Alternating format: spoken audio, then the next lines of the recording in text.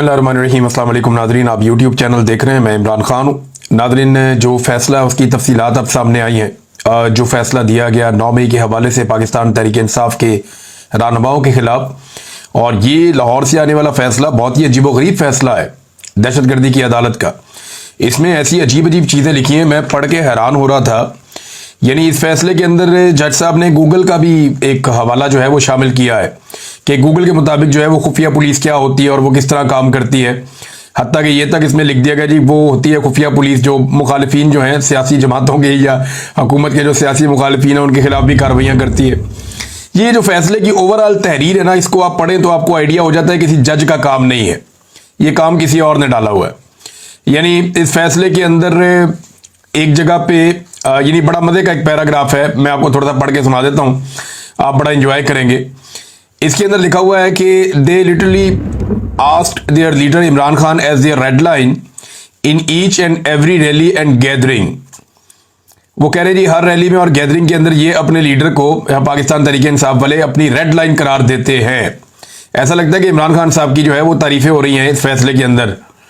और जनाब इसमें कोई डाउट नहीं है कि workers and supporters of Pakistan Tehreek Insaf take the advice and command of their leader Imran Khan as sacred one, कि वो अपने लीडर की जो कमांड है या उसकी जो एडवाइस है, उसकी जो नसीहत है या उसका जो हुक्म है, उसको वो बिल्कुल फॉलो करते हैं प्रॉपर तरीके से।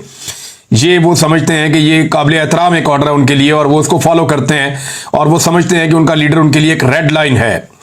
Even their rival knows very well that the workers and supporters of Pakistan Tehreek Insaf love their political leader being mystical figure।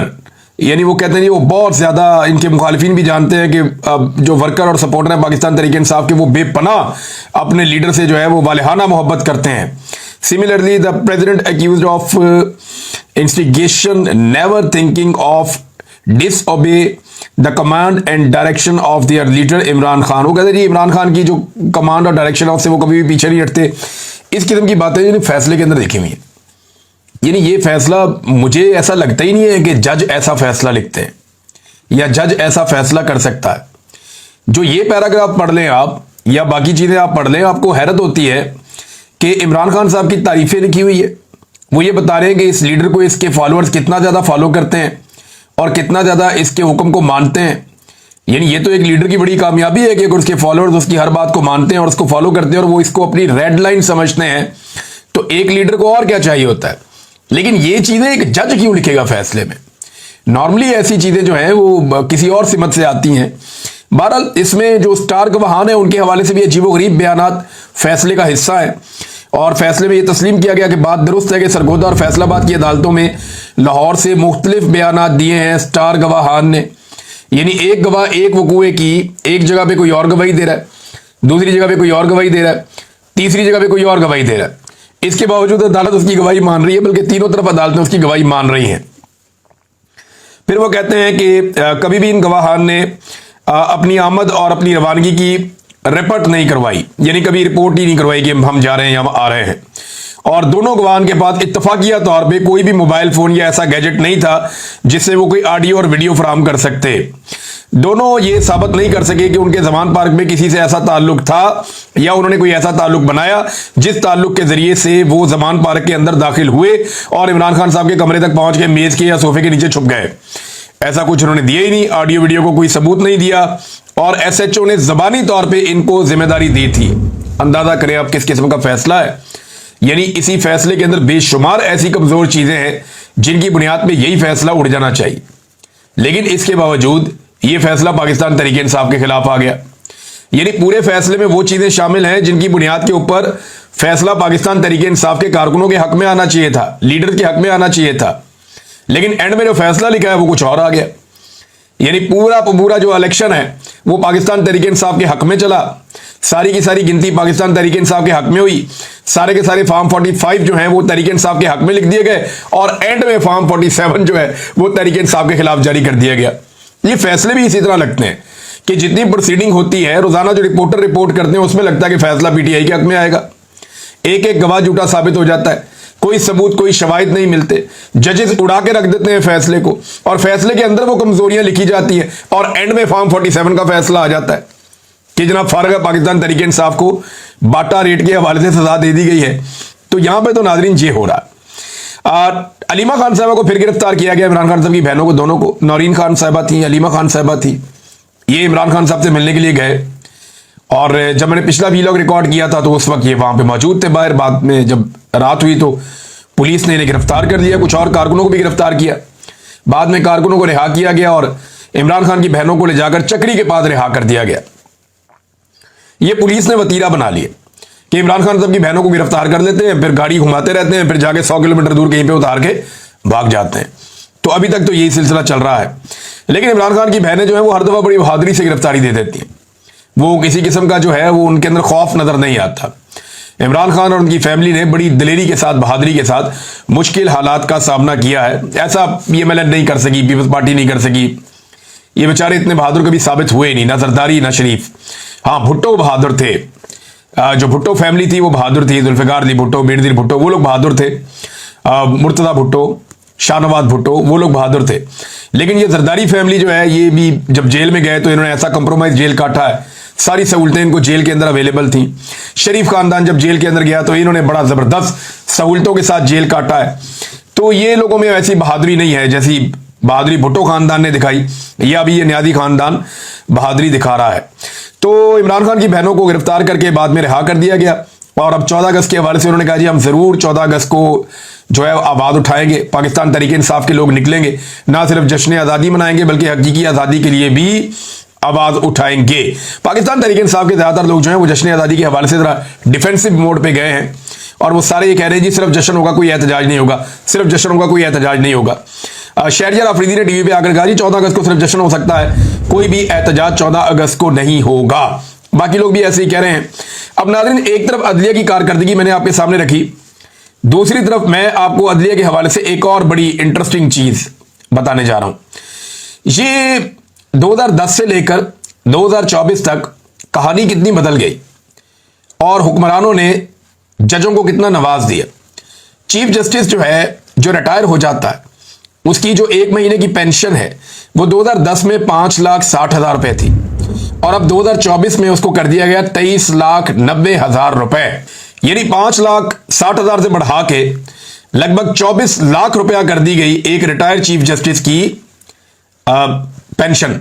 और उसके अलावा मुराद अलग हैं, बिजली इनको मुफ्त मिलती है, गाड़ी, ड्राइवर, मुलाजिम, बिजली, बेशुमार सहूलतें, प्रोटोकॉल सब इनको मुफ्त में मिलता है।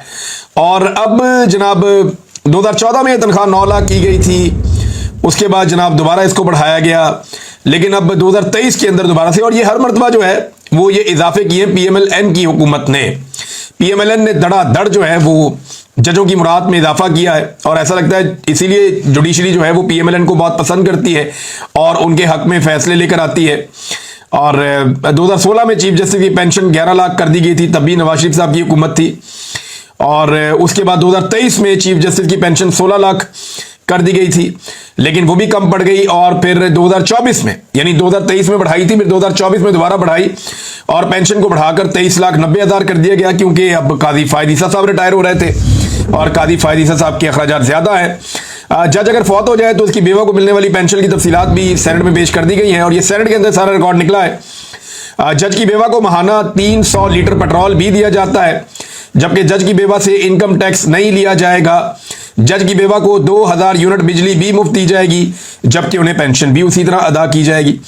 अब आप अंदाजा करें कि एक जज पाकिस्तानियों को कितने का पड़ता है, और ये रिटायर्ड जज है जिन्होंने पाकिस्तान में आवाम को इंसाफ नहीं दिया। यानी कादी फायद ईसा साहब 24 लाख रुपया तो कैश ले रहे हैं हमारे पैसों से, और उसके अलावा कादी फायद ईसा साहब की वैसे मौजें लगी हुई है। 24 लाख रुपया कादी फायद ईसा साहब कैश ले रहे हैं। 2023 में भी, 2016 में भी बढ़ाए पैसे, 23 में बढ़ाए, फिर 24 में बढ़ाए, और 24 लाख रुपया तो पैसा ले रहे हैं तनख्वाह की मद में, पेंशन में। और उसके बाद उनको मुराद अलग मिल रही हैं, बिजली अलग मिल रही है, पेट्रोल अलग मिल रहा है, मुलाजिम अलग मिल रहा है, गाड़ी, ड्राइवर। तो ये मौजें लगी हुई हैं इनकी, बेशुमार मौजें हैं। और फिर ये लोग इंसाफ क्यों देंगे? ये तो उन्हीं लोगों को खुश रखेंगे ना जो इनके लिए मुराद और तनख्वाहों में और पेंशन में इजाफा करते हैं, और उन्हीं को ये खुश रखने की कोशिश भी करते हैं। नादरीन, शहबाज शरीफ साहब ने एक स्टेटमेंट दिया है और अब वो जरा कॉन्फिडेंस शहबाज शरीफ साहब का वापस आ रहा है। अब जरा वो जज्बाती तकारीर भी करना शुरू हो गए हैं। बिल्कुल ही थके हुए थे, परेशान थे बहुत ज़्यादा शहबाज शरीफ साहब, और उन्हें लगता था हर चीज़ उनके हाथ से निकल गई है। लेकिन जैसे जैसे आर्मी चीफ के ताल्लुकात बढ़ रहे हैं अमेरिका में डोनाल्ड ट्रंप की इंतजामिया से, यहाँ शहबाज शरीफ का खून बढ़ता जा रहा है और उनकी सलाहियत में इजाफा हो रहा है। दूसरी बात यह है कि ये वही शहबाज शरीफ है जो अपोजिशन के पूरे दौर में बीमार रहे हैं। कभी अस्पताल में रहे हैं, कभी कमर में दर्द रही है, कभी जेल से छुट्टी ले लेते थे, कभी घर पे पड़े रहते थे, कभी अदालत में बुलाओ तो ये छुप जाते थे कि मैं बीमार हूं। अब जब से ये हुकूमत में है एक दिन भी बीमार नहीं हुए। ना नवाज शरीफ बीमार होते हैं, ना शहबाज शरीफ बीमार होते हैं, ना जरदारी साहब बीमार होते हैं, ना कोई और। अल्लाह ताला इन सबको सेहत अता फरमाए। लेकिन एक आदमी है जो जेल में गया हुआ और वहां पे भी बीमार नहीं हो रहा, वो वहां पे भी डट के बैठा हुआ, वो इमरान खान है। उसने एक फर्क तो डाल दिया है। अब शहबाज शरीफ साहब कहते हैं जी कि 6 और 10 मई के बाद एक नया पाकिस्तान वजूद में आ चुका है, दुश्मन पानी की एक बूंद भी हमसे नहीं छीन सकता। तो शहबाज शरीफ साहब की इतला के लिए अर्ज है कि पाकिस्तान के डैमों के अंदर पानी कम है और जो पाकिस्तान के मगरबी दरिया हैं जिन पे पाकिस्तान का हक है, सिंध-ताज मुआहदे के तहत भारत ने कई जगहों से उन दरियाओं का पानी रोका है और पाकिस्तान उसके बारे में शिकायत भी करता रहा है और इसकी वजह से पाकिस्तान के डैम्स के अंदर पानी कम है। एक बूंद की आप बात कर रहे हैं, वो पता नहीं कितने हजार क्यूसेक पानी पाकिस्तान का रोक लेता है भारत जब उसका दिल करता है। तो पाकिस्तान को इसके लिए कोई पक्का बंदोबस्त करना पड़ेगा। भारत ने बहुत सारे डैम बनाए हैं उन दरियाओं के ऊपर जो दरिया पाकिस्तान का हक है, जिन पे भारत एक भी डैम नहीं बना सकता था। तो भारत की इस हरकत के खिलाफ पाकिस्तान की मिलिट्री एस्टेब्लिशमेंट को हरकत में आना था और ये डैम्स बनने से रोकने थे। लेकिन ये तमाम डैम न सिर्फ भारत ने बनाए बल्कि सिंध-ताज मुआहदा खत्म करने की जब उन्होंने बात की तो उसके बाद ये जो डैम्स हैं ये पानी भी रोकने के काम आते हैं। और आपने पिछले दिनों देखा बहुत सारी खबरें इसके बारे में चली भी। अब शहबाज शरीफ साहब ने बढ़त तो मारी है लेकिन इंडिया भी फंसा हुआ बेचारा, उसकी बहुत बेइज्जती हुई है आलमी सतह के ऊपर। तो इधर पाकिस्तान जो है वो चढ़ चढ़ के आ रहा है, तो ऐसे में शहबाज शरीफ साहब का बयान देना तो बनता है, लेकिन पानी तो फिलहाल इंडिया रोक लेता है। उसे छुड़वाना अभी पाकिस्तान की हुकूमत और एस्टेब्लिशमेंट की रिस्पॉन्सिबिलिटी है। नाजरीन, गंडापुर साहब ने एक स्टेटमेंट दिया और ये ऑपरेशन के हवाले से उनका स्टेटमेंट है। उन्होंने कहा कि हमने ना किसी को ऑपरेशन की इजाजत दी है, ना ही ऑपरेशन हो रहा है। यार गंडापुर साहब को उठा के ना कोई बाजोड़ में छोड़ाओ, इनको पकड़ के ना सर से इनको दिखाओ वो बम गिर रहा है, वो गोली चल रही है, वो बम गिर रहा है, ये देखो लोग नकल मकानी कर रहे हैं, ये देखें लोग अपने घर छोड़ छोड़ के जा रहे हैं, ये देखो लोगों की अमलाक को नुकसान हो रहा है। ये मिलिट्री ऑपरेशन नहीं है तो और क्या है गंडापुर साहब? ये जब तक आपके ऊपर आके बम नहीं गिरेगा तब तक आपको समझ नहीं आएगी कि ये मिलिट्री ऑपरेशन हो रहा है। यानी जबानी मैंने आपको कहा ना कि गंडापुर की पोजीशन बड़ी ऑड है। एएनपी की ये खूबी थी, जब वो कहते थे कि हम ऑपरेशन के हमायती हैं तो वो खुलकर कहते थे, और जब वो कहते हैं कि हम ऑपरेशन के मुखालिफ हैं तो वो खुलकर कहते हैं। अब 23 अगस्त को एमएल वली खान ने ऐलान किया कि ये जो ऑपरेशन हो रहा है इसके खिलाफ है। अब पहले वो इसके हमायती थे, अब खिलाफ है वो, क्योंकि अब अवाम जो है वो बिल्कुल उस तरफ चली गई है और वो ऑपरेशन में नहीं मानते। मौलाना खान ज़ेब इनकी पार्टी के शहीद भी हो गए। अब एमएल वली खान साहब आ रहे हैं इस्लामाबाद एहतजाज करने के लिए। उन्होंने कहा जी हम बड़ा एहतजाज लेकर इस्लामाबाद पहुंचेंगे। वो तो 23 अगस्त आएगी तो देखेंगे कि एमएल वली खान साहब के तिलों में कितना तेल है या इनमें कितना हौसला है और वो कितने लोगों को लेकर इस्लामाबाद पहुंचते हैं और इनको इस्लामाबाद आने भी दिया जाता है या नहीं आने दिया जाता। तो ये तो हो गया एमएल वली खान का मामला। लेकिन गंडापुर ये कैसे कह सकते हैं कि हमने ना किसी को ऑपरेशन की इजाजत दी है ना ये ऑपरेशन हो रहा है? उधर कर्फ्यू लगा हुआ है बाजोड़ में, इनका अपना मुशीर इत्तलात कह रहा है जनाब हमने कर्फ्यू लगाया हुआ है ऑपरेशन की वजह से, और खुद ही अपने मुंह से कह रहे हैं कि हमारी जंग जारी है, हम इस जंग को जीतेंगे। एक तरफ कह रहे हैं जी हमारी जंग जारी है, हम जंग जीतेंगे, दूसरी तरफ कह रहे हैं ना हमने कोई इजाजत दी है और ना कोई ऑपरेशन हो रहा है। मेरी समझ से बाहर है कि अली अमीन गंडापुर साहब कहना क्या चाहते हैं। और इन्होंने एक बात कही थी कि मैं विकेट के दोनों तरफ खेलने का माहिर हूं, और वो बात सच साबित हो रही है बार बार। एक इंटरव्यू में अली अमीन गंडापुर ने कहा था कि मैं विकेट के दोनों तरफ खेलता हूं, तो वो साबित भी हो रहा है कि वाकई ये विकेट के दोनों तरफ खेलते हैं। और एक और चीज की है वहां गवर्नमेंट ने, उसमें उन्होंने ये कहा कि बाजोड़ से नकल मकानी की है जिन खानदानों ने फी खानदान को 50,000 रुपए दिए जाएंगे। अब ये पता नहीं कब पैसे देंगे। मेरे ख्याल में 50,000 रुपया बहुत कम है। इतना पैसा तो एक खानदान सिर्फ एक जगह से दूसरी जगह जाए ना तो उसको एक जगह से दूसरी जगह जाकर बैठने में इतना पैसा लग जाता है, फिर वहां पे रहना, वहां पे खाना पीना, अपने बच्चों को खाना पीना देना, अपने सर के ऊपर छत का बंदोबस्त करना। अगर ये लोग 1 महीने के लिए भी अपने घरों से दूर गए हैं तो 30-40 हजार रुपया तो एक घर का किराया है जहां पे पूरा खानदान जाके बैठेगा। और अगर इनको खैमों में बिठाया है तो इस मौसम के अंदर, गर्मी के अंदर, इनको कैसे खैमों के अंदर आप एडजस्ट करेंगे? उनकी बेचारों की हालत पतली हो रही है। आप एसी वाले कमरों में बैठ के कह रहे हैं जी हम ऑपरेशन की इजाजत नहीं दे रहे, लेकिन जंग हम जीतेंगे। यानी ये दोगली पॉलिसी चल रही है ना अली अमीन गंडापुर साहब की। तो 50,000 रुपया बहुत कम पैसे हैं। मैंने यहां पे एक ऑडियो सुनी, एक बुजुर्ग हैं, इनकी मैं बात सुन रहा था, मुझे बड़ी तकलीफ हुई उनकी बात सुन के। पश्तो में ये बात कर रहे हैं, इनका आप चेहरा देखे। शानदाना गुलजार साहबा ने इनको ट्वीट भी किया है। वो ये कहते हैं मेरे सूबे, मेरे मुसलमानों, मेरे पाकिस्तानियों, मेरे बेगुनाह पख्तूनों के साथ ये जो सलूक हो रहा है, नस्ल कुशी कुछ मादनियात के लिए हो रहा है। किधर हैं मेरे दहशतगर्द की लाश? यहां पर तो सिर्फ मेरे मासूम हैं।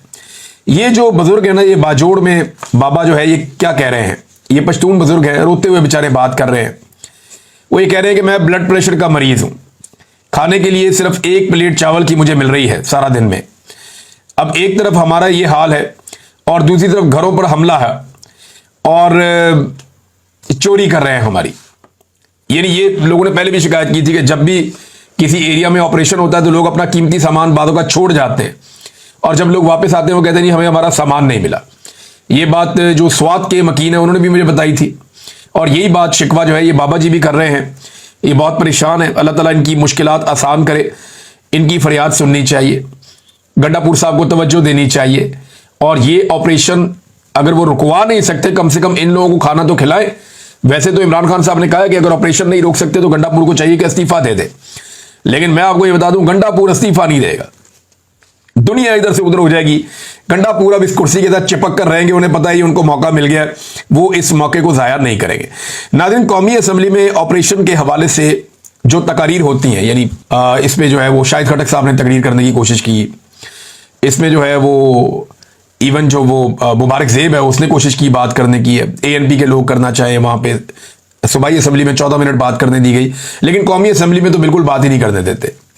कौमी असम्बली में जो भी ऑपरेशन की बात छेड़ता है या ऑपरेशन के ऊपर बात करता है, खैबर पख्तूनख्वा का नुमाइंदा, उसको कट कर दिया जाता है, उसकी बात ही नहीं सुनाई जाती, उसको बात करने का मौका ही नहीं दिया जाता।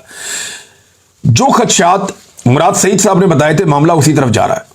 और अब मुराद सईद ने बाकायदा एक बड़ा स्टेटमेंट जारी किया है जिसमें उसने तफसीलात बताई हैं कि आने वाले दिनों में उनके मुताबिक क्या होने जा रहा है। मुराद सईद कहते हैं कि बाजोड़ की बेघरी का अमल शुरू हो चुका है, अगली बारी मोहम्मद की है और आगे भी यह सिलसिला जारी रहेगा। जिस मालाकंड से हमने उन्हें पीछे हटने पर मजबूर किया था, अब वहां भी उन्हें फैलाया जा रहा है और कुछ ही हफ्तों में आपको वहां भी यही सूरत हाल देखने को मिलेगी। लोग कितनी तादाद में निकले, उनका क्या मुतालबा है, इससे सरोकार उस रियासत को होता है जो माँ हो। हमारे यहाँ वो डायन है। सूबाई हुकूमत ने पहले फरीकैन के माबैन जरगों के जरिए मामला संभालने की कोशिश की, अगरचा मेरी पहले ही इनसे यही गुजारिश थी कि इनके हवाले से कोई खुशफहमी पालने से गुरेज करें और जरगे सड़कों पर हों। मेरी तवक्को के ऐन मुताबिक फौज मुल्की मफाद को ज़ाती मफाद पर कुर्बान करने की अपनी देरीना रवायात से पहलू तही करने पर ना 2 साल कबल राजी थी और ना आज राजी हुई है। नतीजा वही है जिसका खदशा था। अगस्त 2022 में इस्लामाबाद मैरियट होटल में दहशतगर्दी पर कॉन्फ्रेंस में यह सारा प्लान बयान किया था। अगस्त 2025 और हरफ बहरफ वही सब हो रहा है। हमारे वो लोग जो अमन के लिए आवाज़ उठा रहे हैं, उन्हें और उनके अयाल को संगीन नताइज की धमकियां दी जा रही हैं। उनके घरों पर ग्रेनेड फेंके जाते हैं, सरों पर ड्रोन उड़ाए जाते हैं, उन्हें दहशतज़दा करके उनकी आवाज़ें दबाई जा रही हैं। खैबर पख्तूनख्वा के इलाके बाकी मुल्क में इस वक्त अमन आशती का दौर दरा है। अगले चंद रोज में आप सड़कों पर हरी झंडियों की बहार देखेंगे और नादीदा तरक्की के शादियाने बजेंगे, मगर पर्दे के पीछे सब अच्छा नहीं है।